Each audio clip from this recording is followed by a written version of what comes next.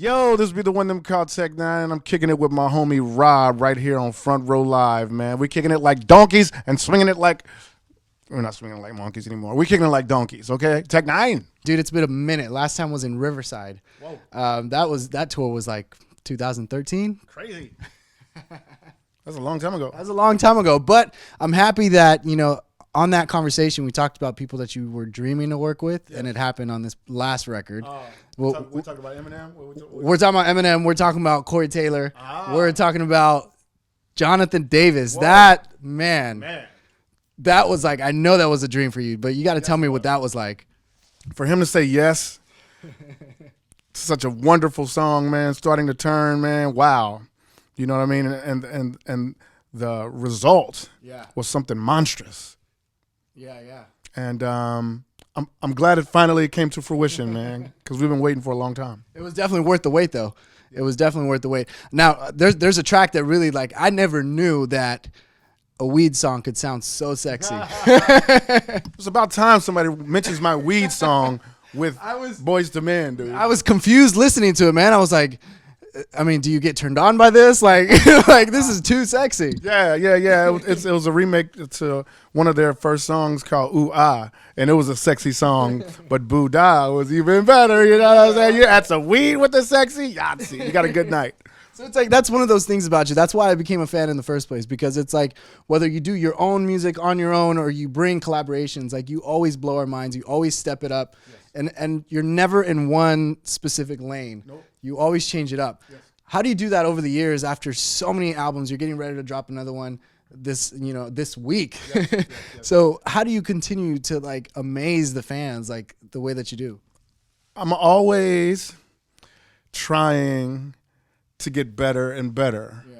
I've never been content with a level that I've reached. I always want to reach another level. Right. So I always try to challenge myself to be better, and in turn, my fans are like, wow, Tech N9ne just keep coming with more and more and more. As far as the genres and the genre bending, I've been doing that since I started, so I've always done different types of music. I've always been the king, the clown, and the G. You know what I'm saying? I'm all three, so that's the variety you get. Right. You know what I'm saying? That's what I think. Now, take me into this upcoming record, Planet. This is, I don't even want to count how many records you've done already. They said it's 20. That's what they said. That's ridiculous. That's ridiculous. I don't count, but that's what they you said. just make it happen. Yes, that's all I do, man. I write my life, and when I'm doing interviews, they say, so this is your 20th album. I'm like, really? Okay, let's go. So take me into the studio this time around. I mean, there's new artists that you collaborated with on this time around. This time, I did not have as many features as I usually do, because my fans, believe it or not all of my fans, but some of them, say you do too many collaborations. You know me, I love to work with people that I deem beautiful musically. So this time, I did not go all out. I just chose like 4 choice choppers that I adore. Right. And that's Machine Gun Kelly, Snow the Product, Swisher Sleep, King ISO. You know what I mean? That's the 4. But I keep on saying 4, but it's like 5. There's always Joey Cool, you know what I'm saying, in there. He came and chopped on something very special. And I didn't go all the way out, man. You know what I mean? I just kept my Planet at a minimum. Right. Yeah. But how different was it in the studio creating these tracks, especially the ones that you were mainly by yourself? Way different, because we used different drum kits, different synthesizer sounds, different keyboards. So we took a total different approach, because I was butthurt about the success of the Storm. So I wanted to go on my own planet and, like, forget everybody else. I'm just gonna do my thing. And I came back with all these wonderful songs like Bad Juju, Habanero with Mackenzie Nicole, Fresh Out with Swisher Sleep, How I'm Feeling with Nave Manjo and Snow the Product. You know what I mean? Just Brightfall with my producer Seven and Joseph Bashara. You know what I mean? just goes on. Now, and as you continue to create these new records, how do you challenge yourself lyric-wise? You know, how do you feel your lyricism has like evolved over the years with each and every record that you've had? Like I said, I always push myself to challenge myself to get better and better and better. So that means I have to keep my pen sharp as well. So I keep killers around me. JL is around me. ISO's around me. Joey's around me. Stevie's around me. Chris Calico's around me. Mayday's around me. Seth Crew's around me. They're all around me. Killers are all around me. So you have to keep your pen sharpened, and that's how I do it. I keep killers around me, and I challenge myself, even when it seems impossible to say. I try my best until I get it perfectly, and then once the fan gets to hear it, like, wow, Tech ain't missed a beat, and that's how I challenge myself, man. What about producers that you've worked with over the years? Is there one specific one that sticks out to you that, you know, either he, again, challenged you in the studio a way that you've never been challenged before, or just the way that he works that really like stuck out to you? That would be Michael Seven Summers, my my in-house producer, man, because when he does beats like Bright Fall, and they're so humongous, you want to do the beats justice. And there's so many changes, and you have to create around the changes. That's a challenge in itself. I still have a track that I haven't done. I've been running from him that I had in mind for Eminem and Billy Joel. I'm still running from it because it's so massive that you gotta do it justice, and then you gotta send it to Eminem, and he has to say yes. It has to be massive enough for him to say yes, just like he did with Speed 'Em. And then from there, you gotta send it to Billy Joel and be like, what do you think about doing the chorus and, you know, doing the bridge? And he has to listen to it and think that we're both good enough to do it because he's massive. So I've been running from that track, but I run from a lot of Seven's tracks before I like tackle them because they do so much. Yeah. Now I remember last time we also spoke, you did mention that, I mean, although you have so many features on your records, you don't just go out searching for the artist, you search for the right track for the right artist. So there's been situations like Nas that you kind of sent him stuff and it didn't work out. And then like Jay-Z, another one. So, you know, when you got, what is it about Nas, for example, that, you know, what kind of beat are you looking for that really like draws your attention that says, okay, this is for Nas? I found it recently. Oh, yes. Dude, that's been a while. I know. I got the beat already. I'm just trying to get it perfect. The chorus is on there. My two verses are on there. And I just left Mass Appeal the other day, and they said that they're going to get it to him. So we'll see. Jeez. It's beautiful. It's jazz-like. It's jazz. That was my next question. When were you going to add some jazz to your music? Yeah. That's crazy, man. That's crazy. I like this. I like where we're going right now. So yeah, that was actually what I wanted to know because you've hit every genre, but it's like jazz. I feel like if you jump into that, you're just gonna. We got it. The one I'm gonna send Nas is the jazz feel to it, man. I'm even talking about Charlie Parker in it. You know what I'm saying? From 18th and Vine and everything. You know what I mean?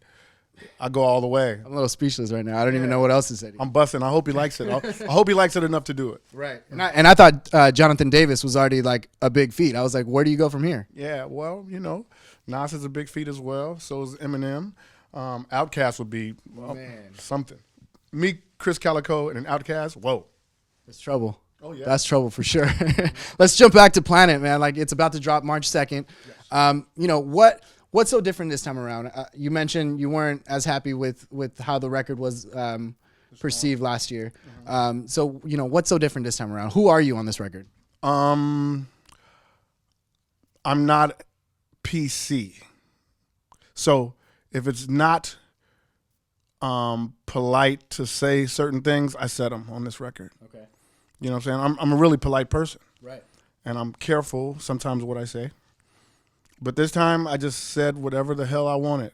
You know what I mean? And if it offends people, I'm sorry. You know what I mean? But I'm on my own planet. I can say whatever hell I want. But just know I'm ready for the repercussions if they happen to arise, you know? Right. Yeah. And, you know, doing something like that where you're opening up a little more, you know, for other artists, they get more personal. But for you, like, you're speaking your mind. Was that a difficult thing to do, to put to paper and, let alone record it? No, it wasn't a hard thing to do because I was already pissed off about the storm. So when I went on my planet, I'm like, I don't care what anybody thinks. I don't care. I'm just going to do this. You know what I mean? So it was not hard for me at all. I didn't have to think twice. I just wrote what I felt. I wrote what the beat told me to, what the feeling of the beat told me to write. Right. Mm-hmm. Now this record drops March 2nd, then April you kick off the Planet Tour. Mm-hmm. What can we expect this time around? Because you've been touring nonstop. Last year, I was in Portland for a shoot in November, and I went to a Walmart down the street. And then when I get out of the Walmart, your whole team is like just parked right there, and I was like, "Damn, this guy's following me." I'm always following good people, man. Always following good people. Appreciate that. You're gonna expect the King, the Clown, and the G again on this tour, but different. This is gonna be the first time where I start the show off with new music. I never used to do that because I want everybody to know the lyrics, you know what I mean, to have that impact when you start. KZ Moro. But this will be one of the first times, this will be probably the first time that the album comes out a month before the tour, so people will actually know it. So I'm excited to see how that feels. Right. I've never done it. Chris Calico's been messing with me all these years, like, man, let's just put some new songs at the beginning. I'm like, no, we're not doing it. Year after year, no, we're not doing it. Now we finally get to do it, and now I'm gonna see what it's like. Does that make you nervous? Kinda, because I'm a robot. I'm stuck in my ways. Yeah. But this is a new day and a new wave for Tech N9ne and the technicians. You know. Right. Yeah. Right. Well, dude, I'm excited for the record. Thank you for hanging out with me again, man. I'm excited for Nas. I can't wait for that. Yeah, man. I hope he likes it. It's not written in blood yet. But I don't think he hasn't heard it yet. So we will see. Maybe he'll watch it here. Maybe he'll find out about it here. Maybe. You never know. All right. Front row live, man. We got it here exclusive. Now, to close me off, one of the biggest things that you took out from one of the best things from working with Jonathan and Corey Taylor. What would you say that was? Who's Jason? Not Jason. Jonathan Davis. Okay. I was like, which one is Jason? Which one? Too many features. What did I take from working with Jonathan Davis and Corey Taylor? Yeah. It made me feel like I was accepted in the metal world. Now, I've been doing Rock Fest and Rock on the Range and Aftershocks for some years now. I just did Not Fest in Mexico City for the first time. But it just solidified, like, they accept my style of rap in the metal world. Yeah. And that's togetherness, man. You know what I'm saying? All the love I get when I go to these festivals and all the love that's given back to me from the fans. You know what I mean? Even people that are not expecting rap to be at a metal fest, they accept us. Right. But when the guys like Corey Taylor and Jonathan Davis stamp it, boom. It's done. Yes. It's official. It's a beautiful thing, man. I'm blessed.